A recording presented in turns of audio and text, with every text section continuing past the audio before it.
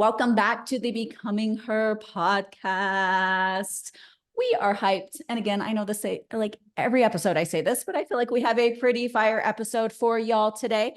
So we are going to be talking about how to calculate calories and how to calculate calories regardless of the goals that you currently have. I know for the majority of people, that's typically how to calculate fat loss calories, but we're going to talk through maintenance. And then if your goal is to add muscle to your frame, hint, hint, that should be the goal for like 98.9999% of you.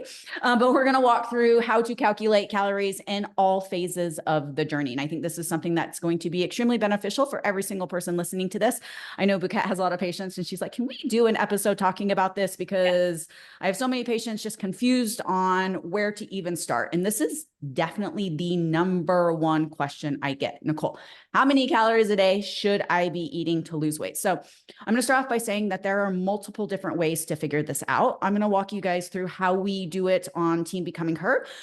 We find that this is a very powerful way to do this because this is going to start you from where you're currently at. And that is a big, big, big piece of this.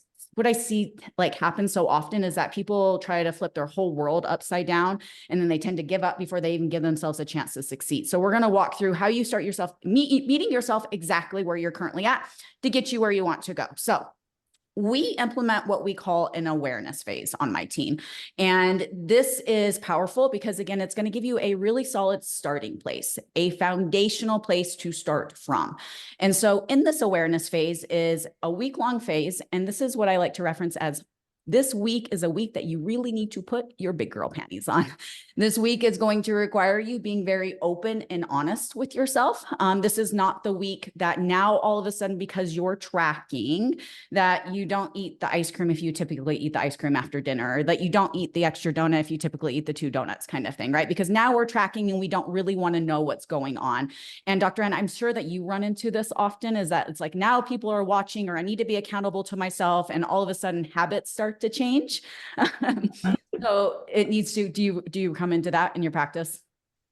Oh, you bet. And I have a running comment that I like to make is you can lie to yourself. Denial's a favorite defense strategy, but you're not going to lie to your body about what it's taking in. So like you can lie to yourself all day long. That's great. That's fine. But we can't move from that. Yes, 100%. And this is really a phase, you guys. I always say, help me help you, right? Particularly with the clients that we work with. Please, please, please. The more honest you can be, the better position you're going to put yourself in. And please do not be the person. If you pick up anything from this podcast, do not be the person that listens to this entire podcast. I give you the who, what, when, where, why, and how. I give you the tea. I drop it all. And then you are the person that decides to skip over the awareness phase because you don't feel like you need it. And then you go directly into how to calculate the amount of calories that you think you need to be eating to lose weight. Do not be that person. Set yourself up for success. So in this week-long phase, you are going to get very open and honest with yourself. This is going to require you to pull the food scale out. This is going to require you to pull your tracking app out. And the metrics that I want you tracking for a week are going to be what we have our girls track are calories, protein, sleep, water, steps. I want you tracking all 5 of these things. I'm not so much looking for the day-to-day as much as I'm looking for the average of all 5 of these numbers.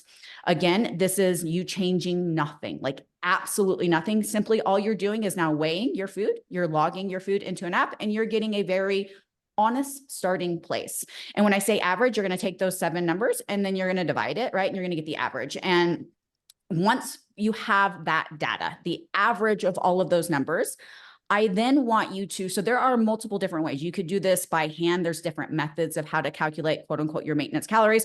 That tends to be very overwhelming for a lot of people. So an easier way to do this is to Google a TDEE calculator, total daily energy expenditure. These calculators, a few housekeeping notes per se. First of all, there's going to be multiple of them online. I want you to pick one and I want you to choose one. If you try to utilize all 15, you're just going to get confused AF, girlfriend. Why? Because they all use slightly different activity multipliers and they're all going to spit out a different number at you. So remember, you guys, these calculators, by no means are they set in stone. By no means are they the end all be all. They are meant to give you a starting place, right? So you're going to pick one, you're going to choose one. TDEEcalculator.net is a really popular one that I've utilized. So you could utilize that one, but again, pick one, choose one. It is then going to ask you for all of your information: age, height, weight, sex, activity level. It is crucial with this calculator that you get very open and honest as well. And what I mean by that, particularly for your activity level, a lot of people really want to overestimate how active they really are. So if you're in the gym 5 days a week, an hour a day, awesome, cool, love that for you. But let's say you have an accounting job. I'd be willing to bet top dollar you're a bit more sedentary than you are active, right? Because you sit at a desk all day. So I really want you taking activity in a whole and utilizing that.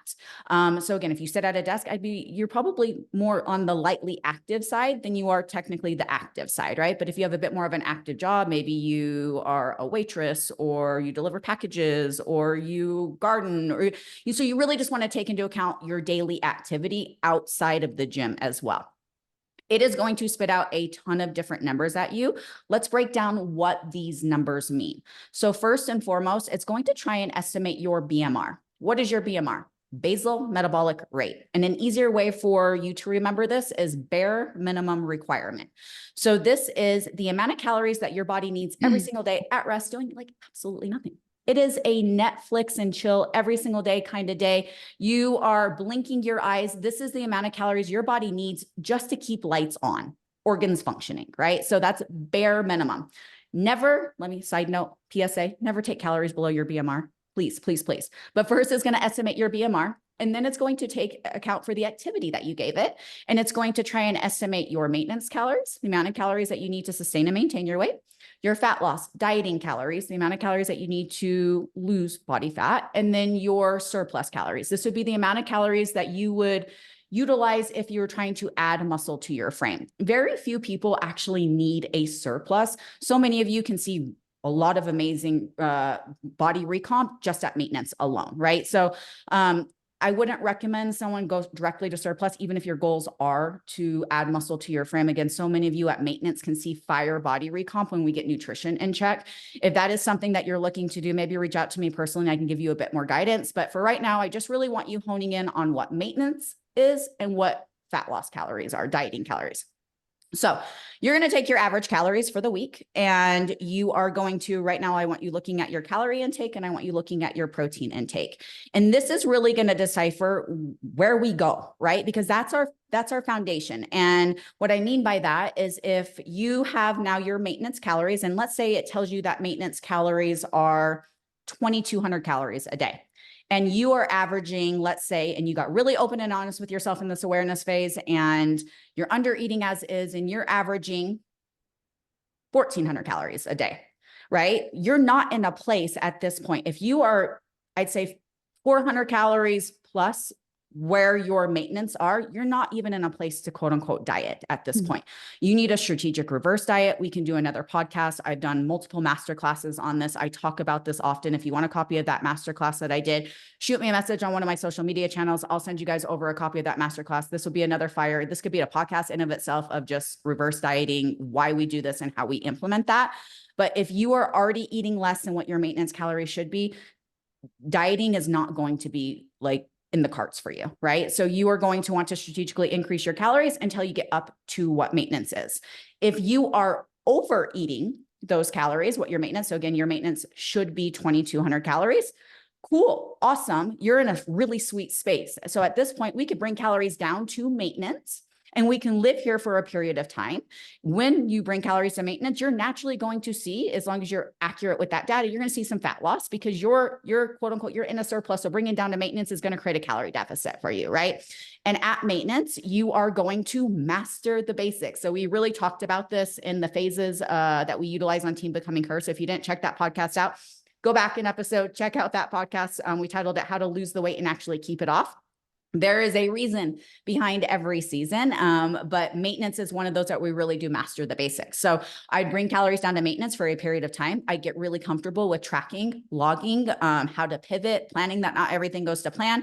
And then you can strategically tier down from there. So the reality is calories should really be calculated again off of where you're currently at. But remember, when I say these calculators are not set in stone, meaning they don't understand dieting history. They don't understand what's going on internally. They don't understand what's going on hormonally, right? And so you need to take this data and you need to understand how to pivot from this data, and you need to understand how to look at all points, meaning not just the scale, ladies, not just the scale. Yes, the scale is going to play a piece. It's a piece of the puzzle. It absolutely is. However, it's not the only piece of the puzzle, and you need to understand how to look at averages from the scale, not the daily fluctuations, because they will absolutely be there. You need to look at metrics outside of the scale. Pictures, inches, biofeedback markers, right? Like, what is your body telling you?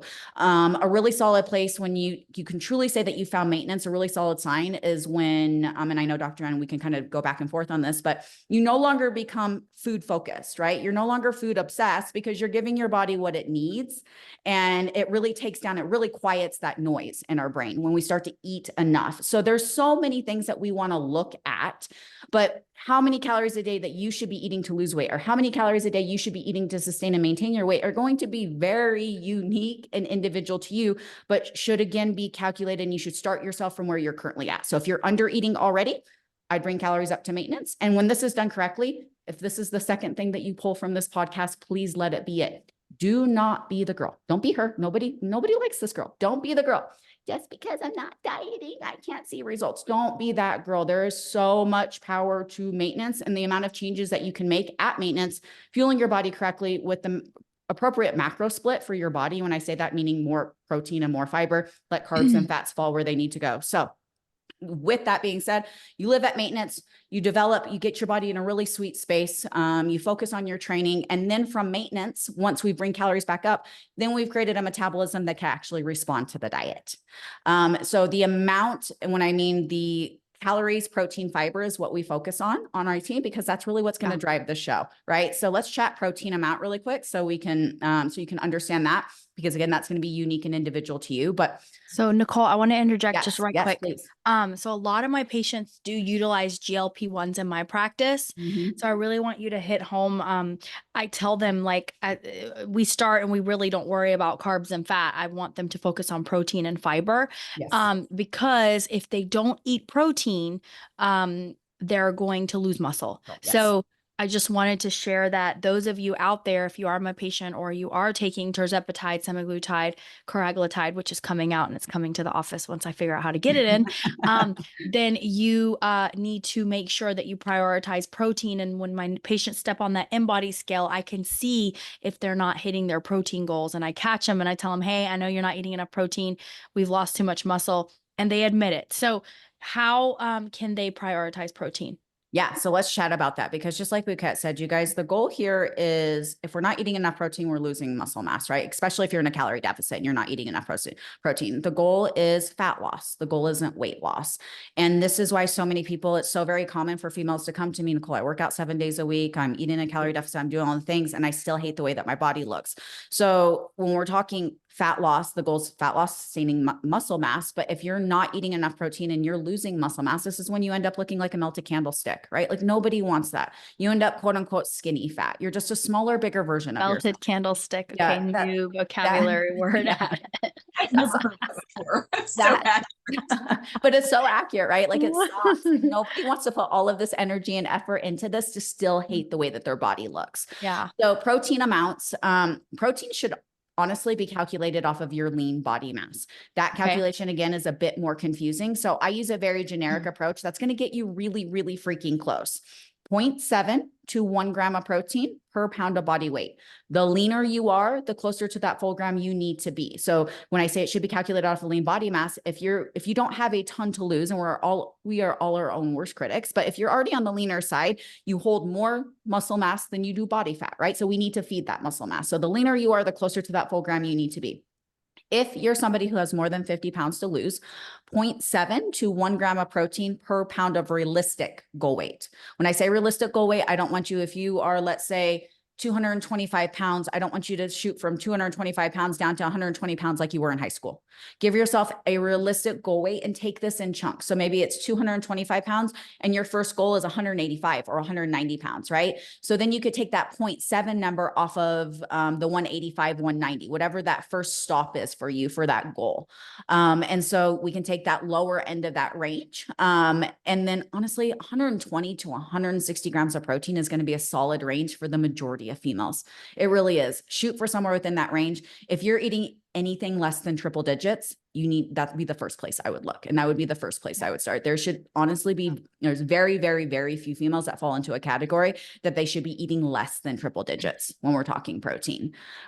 So with that being said, like I said, this calculation is going to get you really close, and give yourself a range, you guys. Give yourself a range, right? Like, it's not like I have to hit 140 grams. And if I don't hit 140 grams, I'm going to lose my gains, right? Give yourself a range. And if that range is, let's say, 110 to 140, right? And shoot somewhere within that range that feels really realistic within the numbers that I've given you to calculate. With protein, some easy tips. Let's just chat about some tips to increase your protein intake, because for the majority of people listening to this, fat loss is their goal. So calories will always drive the show. Calories king, protein queen. Together they build the kingdom, right? So it's always going to drive the show. Strength training is going to be your jack, and then you just get the whole kit and caboodle. But with that being said, and I get asked often, Nicole, I can hit my protein, but then I go over my calories. Like, how in the world do I finagle this? So first and foremost, to hit your protein goals, your first thought every single meal needs to be, what is my protein source? I then want you thinking, what is my fiber source? For the love, fiber is finally starting to get the credit that it deserves. I feel like it's just been so, like, it's just a topic that very few people have talked about for the longest time, but it's a big piece of it. What is my protein source? What is my fiber source? And build around that. When we're talking protein, you guys, and I mean this with all the love in my heart, but stop with the little bitch meals. Stop. This whole like 2 ounces of meat is not going to cut it, right? 7 ounces, 8 ounces, an egg at breakfast is not enough protein. And so really, understanding what a high protein diet is, and more so than understanding what it is, why it's so very, very, very important. And that is to sustain and maintain your muscle mass, hopefully add muscle to your frame.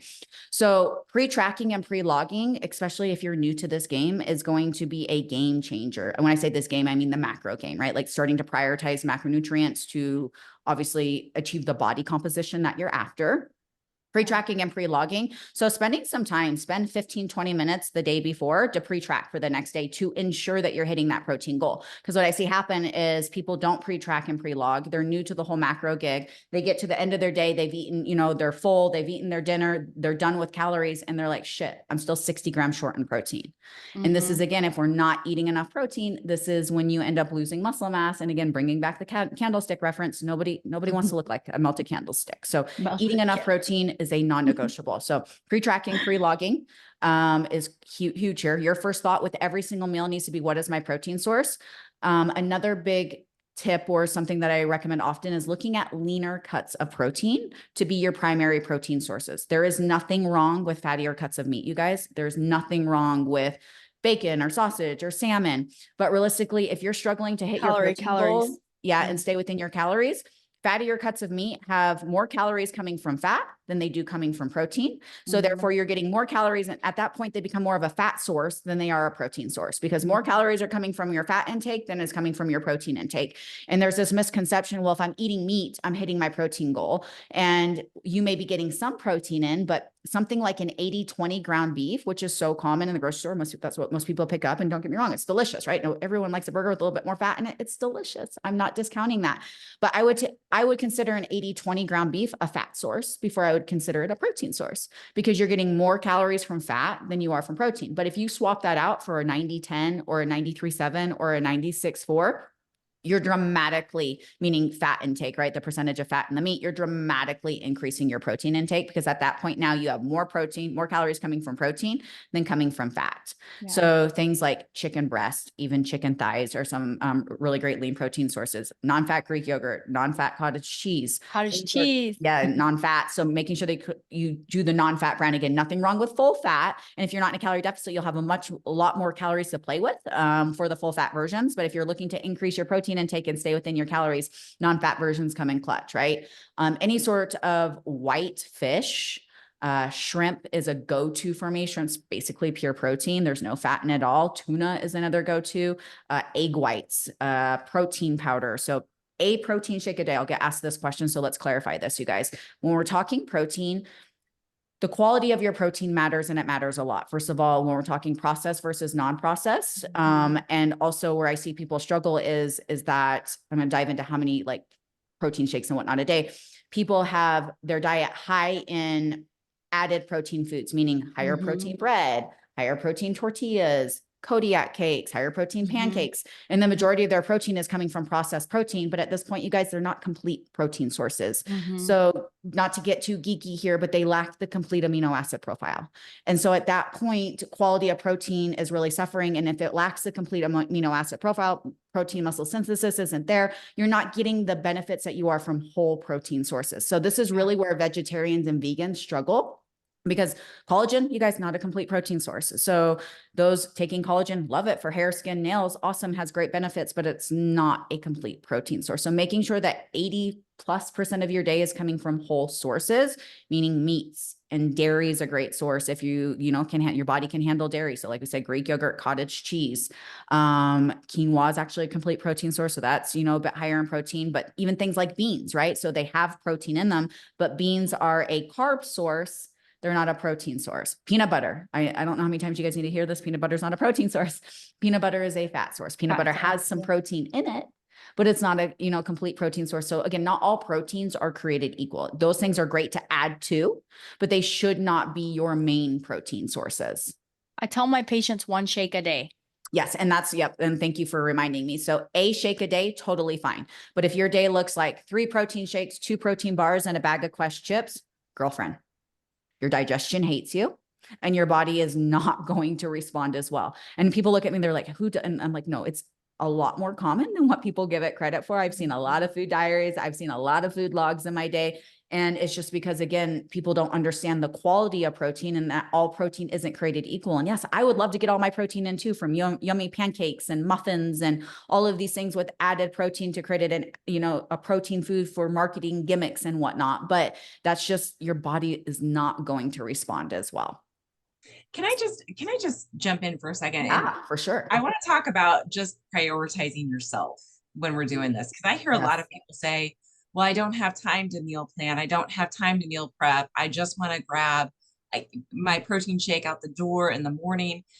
And while that can be a great starting place as we're revamping things, like please don't start everything overnight. Please don't go to the organic section of the grocery store and plan to make 7 meals when you're not making a single one during the week. We got to start small. Yeah. But yes, we have to invest in ourselves and we have to spend some time doing some of this stuff. That's a part of why we're here, right? Yeah. As women, we learn to put everyone in front of ourselves. And I will guarantee that if it were one of our kids or even our spouse and they needed something from us, they needed a dietary overhaul, we would be jumping at the bit to help them. We would be cooking things for them.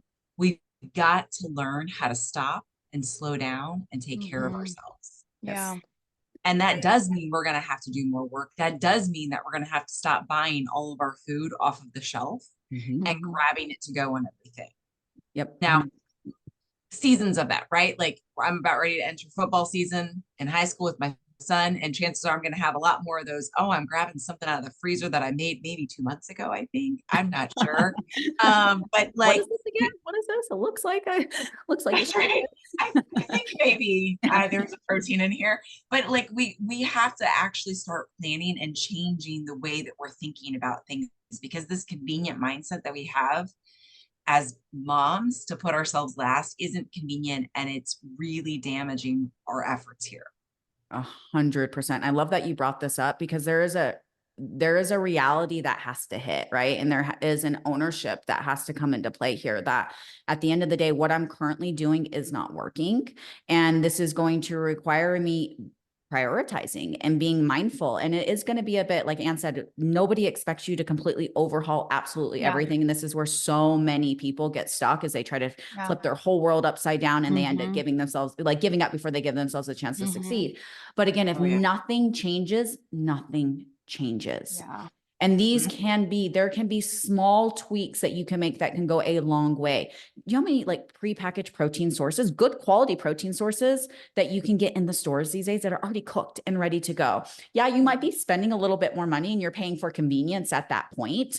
But I mean, there are options out there. Those Kevin's ones that you can get from Costco, I personally never utilize them, but I hear they're fire and they're good quality protein sources, right?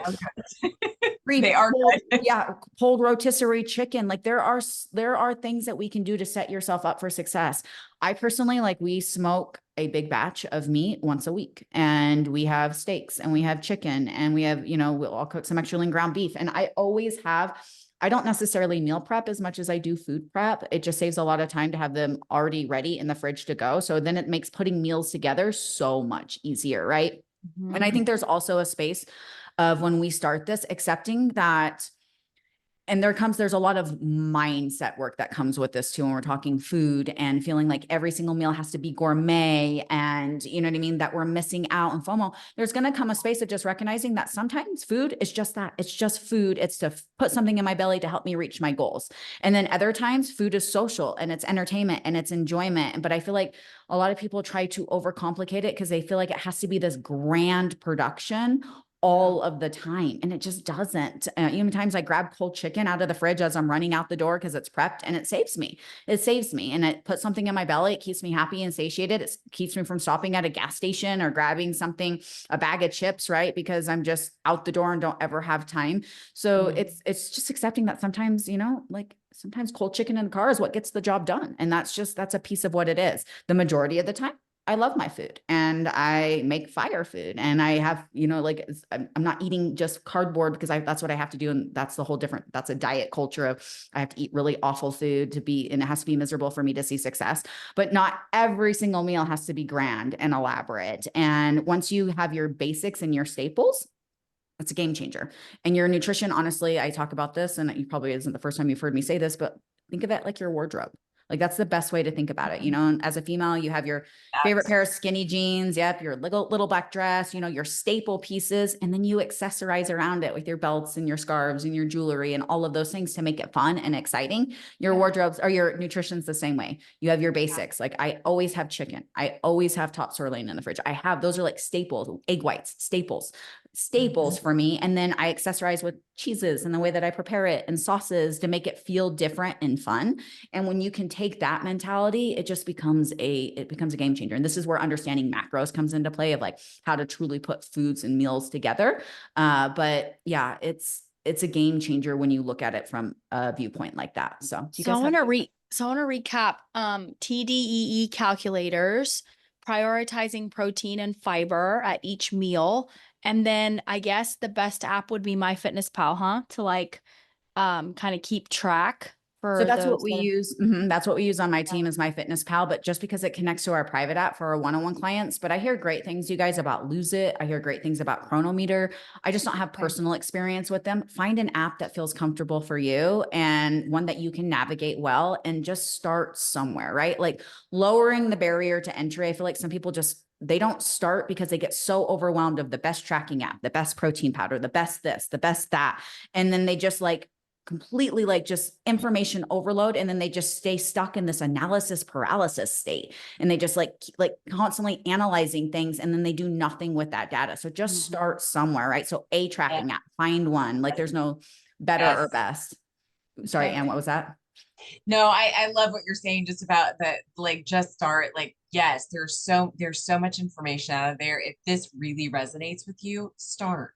Just pick something up and just try it.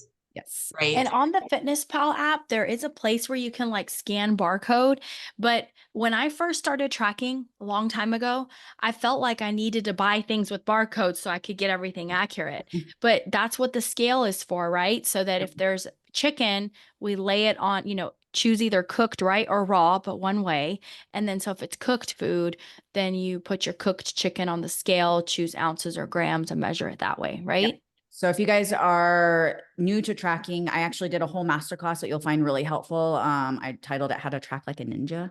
And I basically go through and I give you all the tips and tricks of how to track like a boss. So we're tracking not just effectively, but accurately, right? Because tracking accurately is going to be a big piece. Because if your data is skewed and you're not tracking correctly, then you're not going to see the results that you're looking to see. So if you want a copy of that masterclass, shoot me a message on one of my social media profiles, whether it be Instagram or Facebook. You can even leave a message in the comment section of the podcast, and I'll get in touch with you, and I can send you over a copy of that masterclass of how to track, like I said, accurately and effectively, so you understand what you're looking at. I talk about how to really read a nutrition label and don't fall victim to marketing scams, because there's a lot of them out there. And if you don't understand how how to read a nutrition label. So many fall victim to that. So I really walk through all of the nitty gritty. Yeah. So that can be really powerful for you as well. But yes, making sure that you have some sort of, and remember you guys, when we talk tracking, because I feel like I lose a lot of people when I talk tracking, because it feels overwhelming. It feels, just obsessive. Remember, this is something where we track for the short term. So we do not have to track for the long term. Remember, this is not something that you feel like you should be pigeonholed to for the rest of your life. But if your goal is fat loss, accuracy and consistency are going to drive our success. And if your goal is fat loss and actually being able to keep it off, you having the education that comes with tracking and understanding how to put foods together and how to estimate and how to get close on portion sizes is going to be what you need. That's the education you need for lifelong sustainability. So there's so many reasons as to why we do this. And again, I really dive into this in the podcast we just released before this one. So go check that out, of how to lose the weight and actually keep it off, if you haven't already. But yeah, there's a reason as to why we implement tracking, but it should not be something that you feel like you're pigeonholed to for the rest of your life.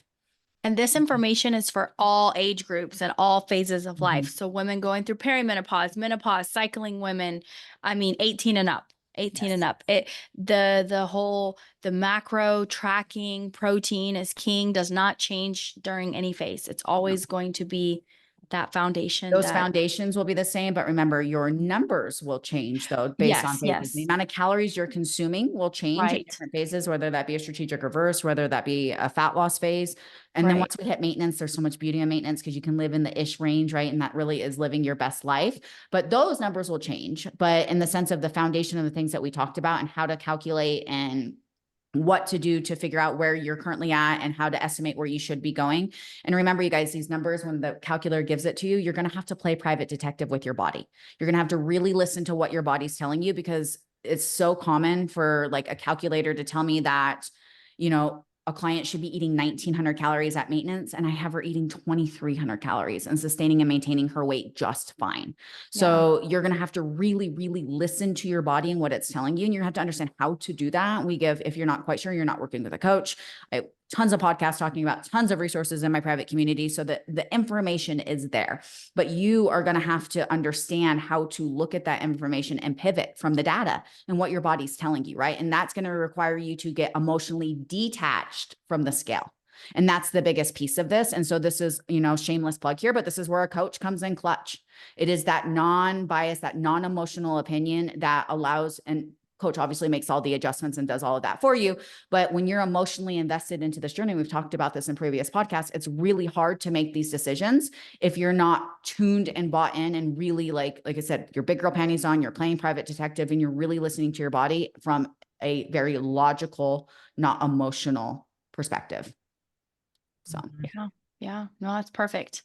I'm excited to share this with my patients, because a lot of people that are on GLP-1s think that, we just need to do low calories. And I have some ladies that are eating maintenance calories, yet taking these peptides and doing just well and consistently losing fat and gaining muscle. So, so I want people to understand that whether you're taking these peptides for fat loss or not, this is important. But especially if you're taking these peptides, it's very important to make sure that you're still getting enough protein. So thank you for doing this. Yes, you're so welcome. Hopefully it was helpful for everybody. Do you have anything else to chime in with, Anne, before we wrap up here? It's a little bit shorter of one, but I feel like it's short, sweet, and to the point. I like it. I just want to caution, if you are that person that when you use the data and you freak out, you step on the scale and you gain 2 pounds overnight, and so you're going to go try another method, which is fine. You can do that. The problem is that we're not using the data accurately. You got to be real patient with your body, and you got to be real graceful. And I mean, really, really be patient and investigate. If you didn't eat 2 pounds worth of food the night before, then that isn't 2 pounds of real weight.